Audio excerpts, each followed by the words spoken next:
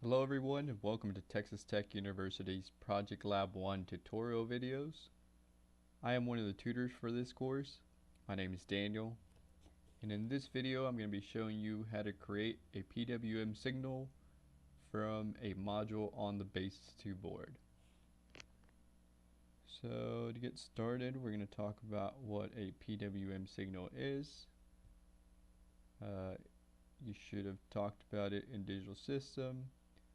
Not you can go to Google and search PWM. There's various different resources that explain PWM and several tutorials on how to create PWM.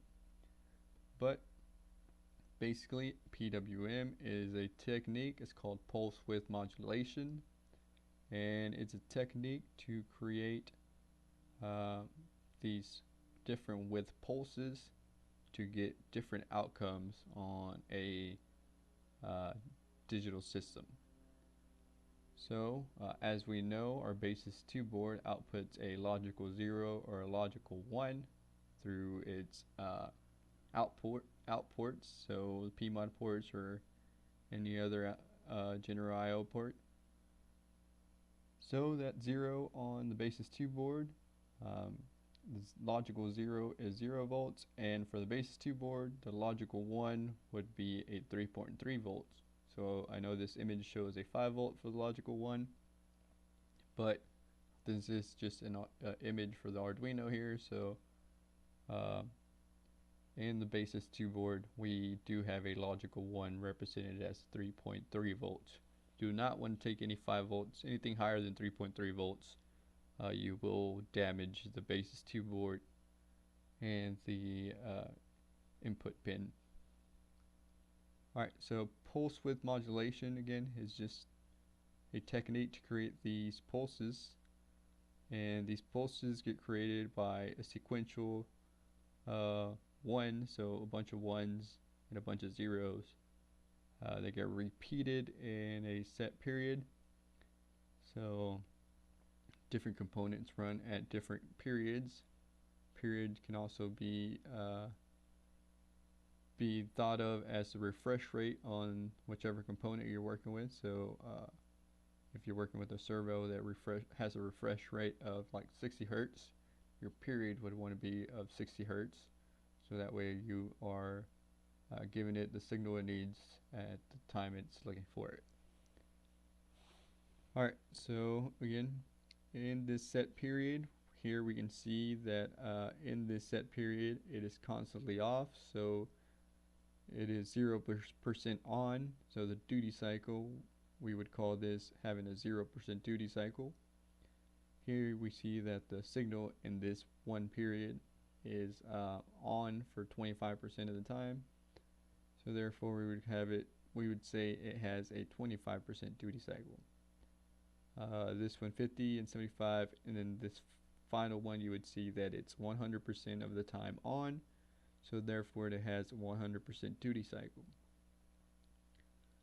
So what this does to a component that you're working with, so say if you're working with a motor, this PWM, this pulse width modulation technique, allows us to control the speed of the motor. So in this 0% duty cycle, we have 0 power going to the motor, so therefore it wouldn't be moving. In this 25% duty cycle, it would be moving about 25% of the speed, because we have 25% of the power going to the given motor. And in this one, 50% of the speed and 75% of speed and full 100% speed on the motor. So when you start working on your module to control the H bridge to drive your tank or your rover, you will see that the H bridge has 2 pins, an enable A and enable B, that can take an PWM signal and allows you to control the speed for that motor. So the H bridge is broken up to the A side and the B side, and enable A allows you to control the speed on A side, and enable B allows you to control the speed on the B side using this PWM technique.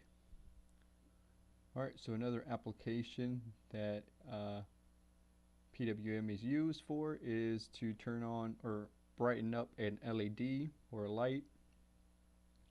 So here you see that with a very thin, narrow pulse, the light is almost off.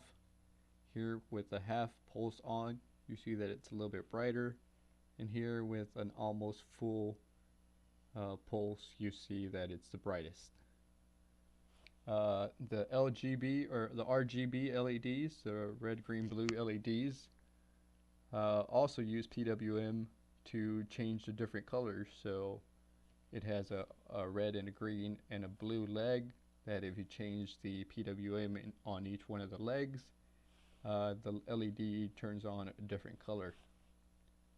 Another application for PWM is for the servo. Creating pulse widths of certain size will move the servo to a given position. So this is just an example of, I'm sure it's not a real servo, the specs, the period, and the pulse width for each servo should be given in a data sheet. So if you grab a servo from the stock room, go to the data sheet and it'll tell you what the period should be and what the pulse should be for that given position, and then it should tell you for center position and for furthest right position. So to operate a servo with PWM, you can get with me later and I can show you that. But in this module we are just going to create the basic PWM and simulate it. Okay, so to start making our module for PWM here, I'm going to open up Avado, create a new project. I'm going to label it PWM underscore tutorial. Hit next. RTL project, family Arctic 7, package CBG 236, speed grade -1, and then XC7 835. Finish.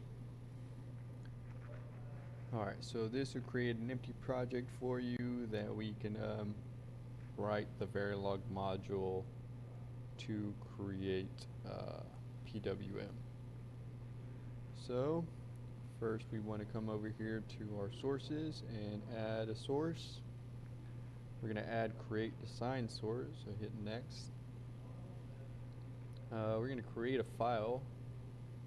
We want a verilog type. I'm going to call it PWM underscore tutorial. Okay.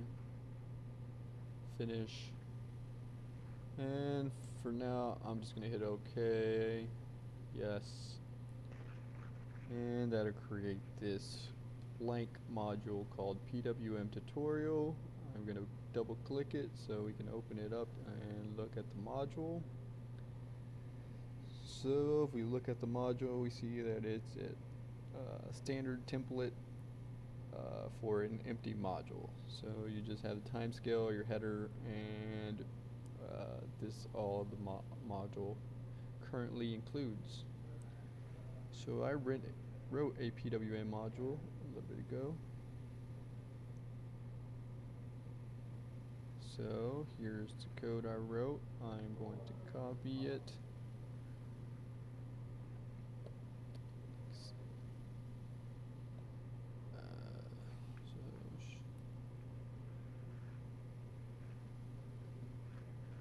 So I'm going to copy it and paste it in our module.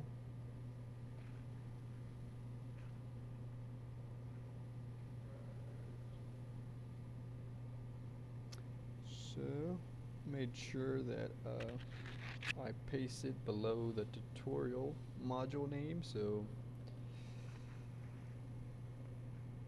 now we can go back and talk through this module, and you could copy this module as I talk through it. So going through this module, we see that we have 3 inputs and 1 output. one of the input here, this first one is clock, and it is set to a default 1 bit. Here this other input is called speed, and here it is set for a 2-bit input, so it's a 2-bit array, and we can think about it as having position 1 and position 0.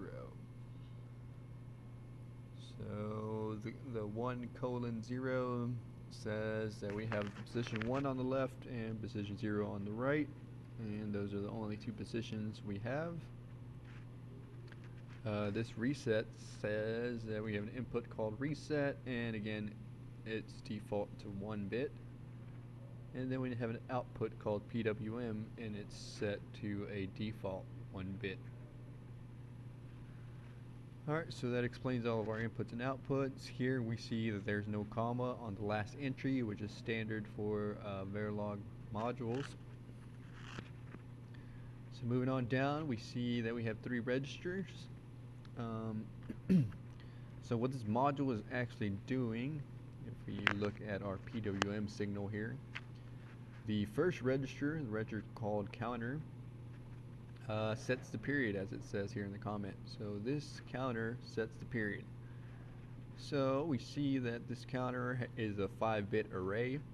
So if we think about it, this counter can only go from 0 up to 32 or 31. If you wanted to calculate how much a 2-bit number can store, what the maximum number of a 2-bit number, it would be 2 to the power of 5. So 5 bits can go from 0 to 31. So you do have to count the 0 because it has 32 positions, and 0 is position number 1. So with that in mind, we know that the counter can count from 0 up to 31.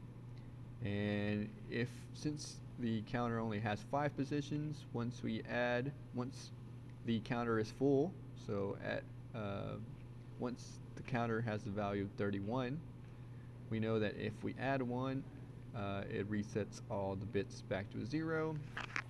The result would be a 1 followed by 5 zeros, but since we only have a 5-bit number, we only evaluate these 5 bits and that 1 disappears. So with that in mind, we can think about it as starting from this green line at 0 and counting up to 31, and once you increment again, it goes back to 0 and starts back up to 31, and that's how we repeat that cycle and repeat this pulse. Alright, so that's the first counter. Like you said, it just sets the period. If you wanted a longer period, you would grab your calculator again, and we know that the BASYS board has a oscillator of 100 megs, so 100 megs, 1, 2, 3, 1, 2, 3. And say we wanted to create a 60 hertz clock, so 100 megs, we know it counts up to 100 million in 1 second, and we're going to create 60 times in 1 second. So if we divide that by 60, it tells you how much you have to count up to create 1 tick of that 60. So using the 100 meg oscillator, if you count up to what is it, 1,666,000. If you count up to that, that would be your first tick, and you count up to that again, that would be second tick, count up to that again, third, fourth, fifth, and that's how you create 60 hertz.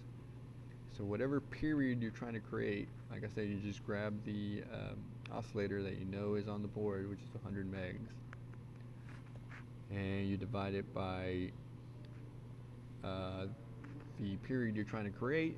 So create a 60 hertz, and you know you need a counter of that big to count up to create 60 hertz. So this period only goes up to 32. This is a real fast period. I created this really small period just to show you when we create a simulation that it is doing what it's supposed to. but for most standard applications you want to have a period of around 60 hertz or greater. Alright, so that's what this first register does, is just a counter that increments from 0 all the way to 31 to create that pulse. And this next register is a width, so that register will store the value of the desired width. So on this 25% duty cycle, if we wanted a 25% width, we would divide our number 32 divided by 4, and we know that the answer is 8, so all you have to do is for 8 ticks output a 1, and then for the remainder of 32 ticks you would output a 0. So for the first 8 ticks you would output a 1, and then the rest of it you output zeros, and you create this 25% duty cycle. For the 50% duty cycle, we know that to create the whole period is 32. So if we put 16, from 0 to 16 to output a 1, and from 16 to 31 to output a 0, we will create this 50% duty cycle. Alright, so register just stores the width of the desired pulse. This register, temp PWM, as we see, our output is PWM, and since verilog does not let us manipulate the output directly, so if we replaced all these temp PWMs by PWM by itself, the output PWM, verilog would give you errors saying that you cannot manipulate an output, so therefore we usually create registers that we can manipulate, and then at the bottom we assign the registers to their appropriate output. So again, here's the register we can manipulate, and we assign it to the output that it corresponds to. Alright, so that explains all three of those registers. Here, the next block that you would come into is initial begin. This is a way to initialize values in all of these registers. So it is good to put an initial value in one of your registers, so that if we come to this line and we don't have a value, verilog won't know what counter plus 1 would be, because we never put an initial value in counter. So therefore it is good to initialize all of your registers with an initial value, so that once you start doing operations to that register, they are logical, and verilog does understand what value should go in there. So another thing, initial begin, this only happens once, so it'll, very first time, it'll initialize all these registers with 0, and then it will never do it again, and it won't affect your code. So the next thing we see is this always at positive edge of clock block here. What this says, this always at argument here, says that anytime the argument is true, we would do everything inside this begin and end statement. So this always at block says that anytime it identifies the positive edges of clock. So as we know, the clock goes from 0 to 1, 0 to 1, 0 to 1, and oscillates back and forth. So that rising edge from 0 up to 1 is what this positive edge of clock identifies. So every time it identifies a rising edge of the clock, it will do these two if and else statements. Looking at these if and else statement, this first one, you see that if reset is true, if reset is pressed, then we will zero the counter back to 0. Else, if reset's not pressed, then we can increment the counter. So here, this first part, all we are doing is incrementing the counter every time we identify the oscillating clock. So as the clock changes from 0 to 1, we increment the counter. Alright, so this next if and else statement. This next if and else statement creates the pulse. So as you see, if the counter is less than the set desired width, Let's go back here. So say that the width is 8. So if the counter is at position 0 through 8, we want to output a 1, a logical 1, to create that high part of the pulse. So when the counter is less than the set threshold, it'll output a 1. After the counter goes greater than the set width, then it'll output a 0, creating the trough of the pulse. So this if and else statement actually creates the pulse that we output as our PWM. Alright, and then looking at this last always that block, again, what's inside of the parentheses is the argument, and in this case star means anytime anything changes. So anytime anything in the code changes, we will do everything that's inside this begin and end statement. And in here we are just updating what width should be based on speed. So as we know, speed is our input, our 2-bit input, and based on what that input is, we have a set width. So if the input is 0, the width is 0. If the input is 1, the width is 8 to create the 25% duty cycle. If the input is 2, the width is 16 to create the 50% duty cycle, and 3 would be 24 to create the 75% duty cycle. Alright, so the last thing we would look at would be this assign statement. Again, it's just assigning the output to the manipulated register called temp PWM. So that explains all of this block code here that I wrote. We can go ahead and save, and then we can synthesize the design.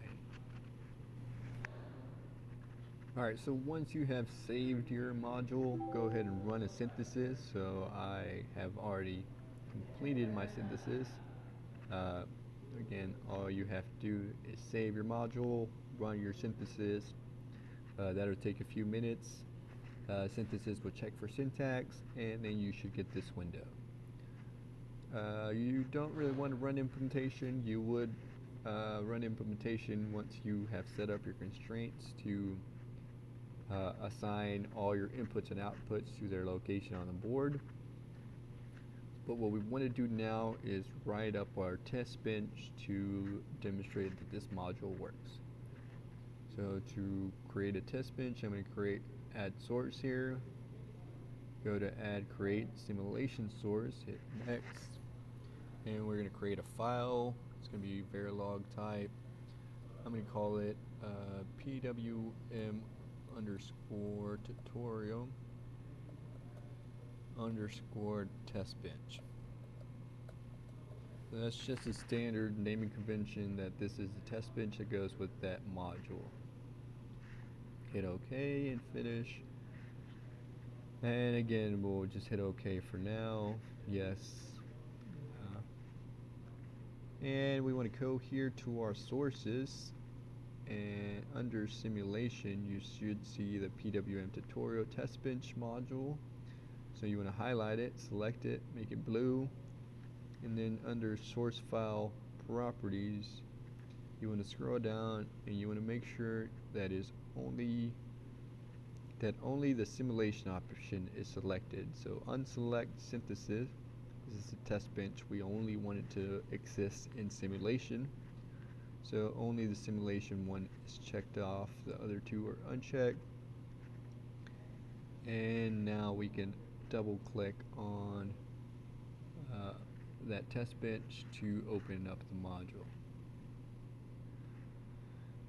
Alright, so looking at this module, we see that it is just looks like our empty blank new module. So to write this test bench, you have a couple simple steps. Step 1 is to go back to your tutorial module, or to your module that you're making a test bench for, to copy all of your inputs and outputs. So I'll copy those and I'll paste them inside my test bench.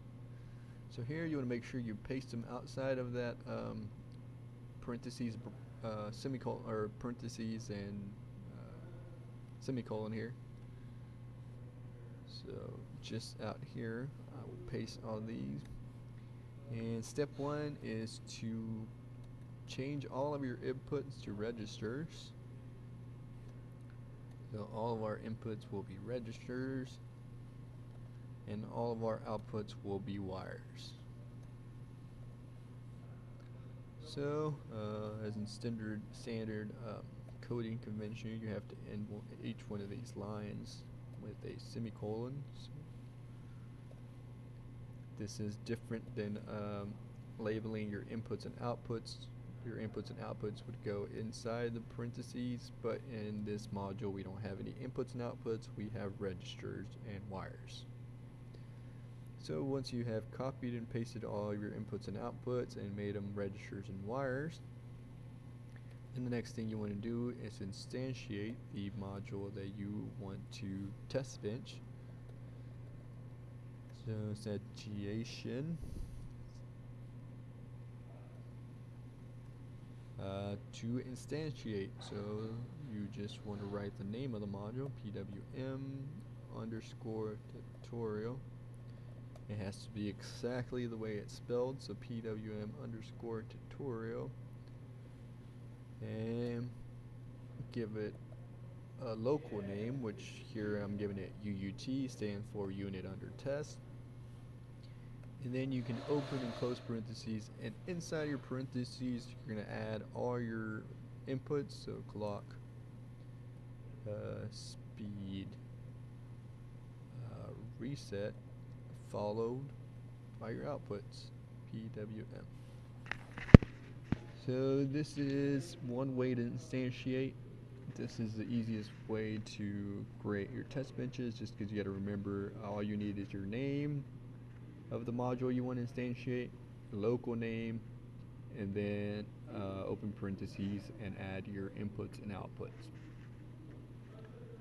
So to check to make sure that instantiation went through correctly, you can save it, and once you save it you can look in your sources here, and a correct instantiation should place the module that you are test benching underneath the new module that we called test bench.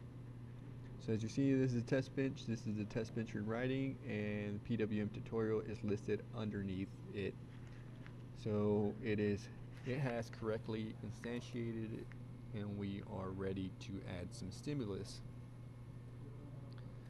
So to write some stimulus, you just need an initial. Make sure you spell it correctly. Initial, begin, and the first thing you want to do is zero all your registers. So clock will be 0, speed will be 0, and reset will be 0. So I'm going to add a little bit of delay, so 10 ticks. And now we can start changing our stimulus to evaluate the different options. So clock, we're not going to be changing it. We just wanted to set an initial value, but speed and reset we can definitely change to see what the different inputs have cause the output to do. So in here we can change speed. We'll do it 1, add some more delay, so we'll add like 300. Here we can change the speed to now 2, add some more delay. And so a good test bench, you want to evaluate all the different possible inputs you could have just to see what the module does in all the cases. So we know that our speed can go from 0 to 3. It's a 2-bit input, so it can go from 0 to 3. and add some more delay. And then the last thing we want to do is check the reset. So we do a quick press of the reset, short delay, and then zero everything back out.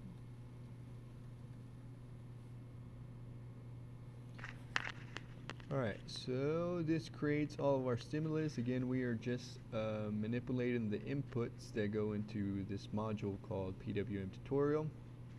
We are manipulating the inputs to see what the output's gonna do. So that is how we check all of our inputs. Again, that's all inside the initial begin.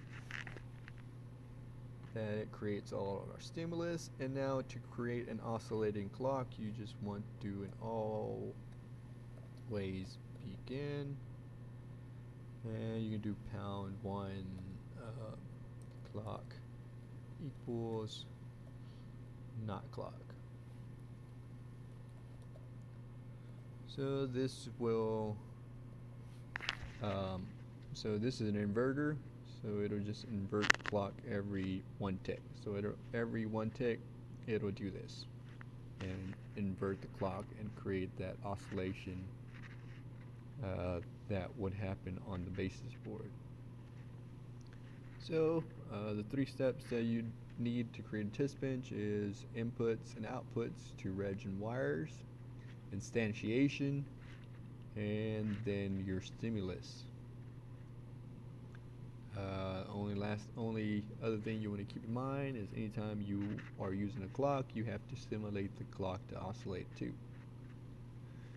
So our test bench is finished. We can go ahead and save it. We can resize it back down, and now we can run simulation. Run behavioral simulation.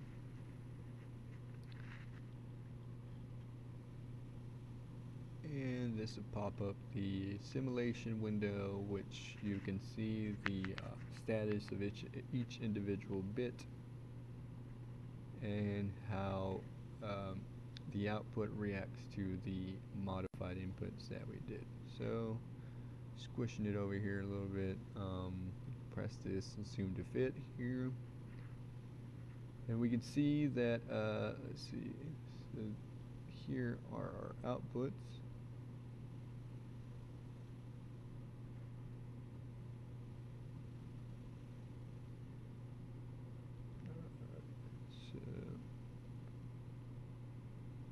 Try to show you the names here.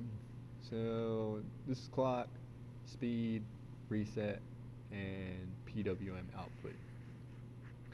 So as you see, when it was 0, the PWM was 0.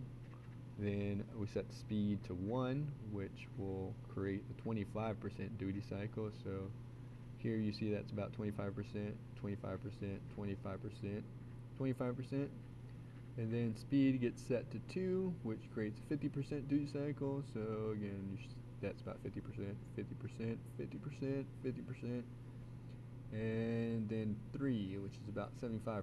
So 75%, 75%, 75%, and so forth, so on. Here, pressing this one allows it to run for that much time. So we let it run a little bit more. We see that reset gets pressed, and it zeroes out our PWM and zeroes out our clock for a minute. And you see that since speed is 0, the output PWM is 0. So now this simulation should show you that the module we created is creating the appropriate PWM signals based on the speed input, and it is also resetting when necessary.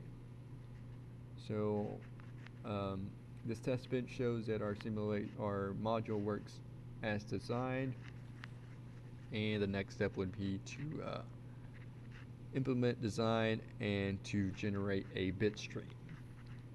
But again, and just for time, I am not going to generate a bit stream and program the BASYS3 board, you can do that on your own.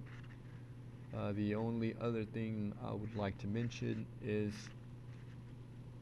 how to adjust this for speed. So here our speed is only 2 bits, which those 2 bits can only go from position 0, or they can only represent the value 0 to 3. So therefore we only have 4 different duty cycles. If you wanted more duty cycles, you would increase that this input to 3 bits. 3 bits would give you 9 positions, so you would have 9 different speeds. 4 bits, 16 speeds, and so forth, so on.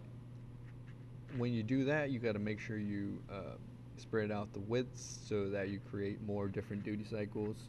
Again, 4 just gets divided in 25.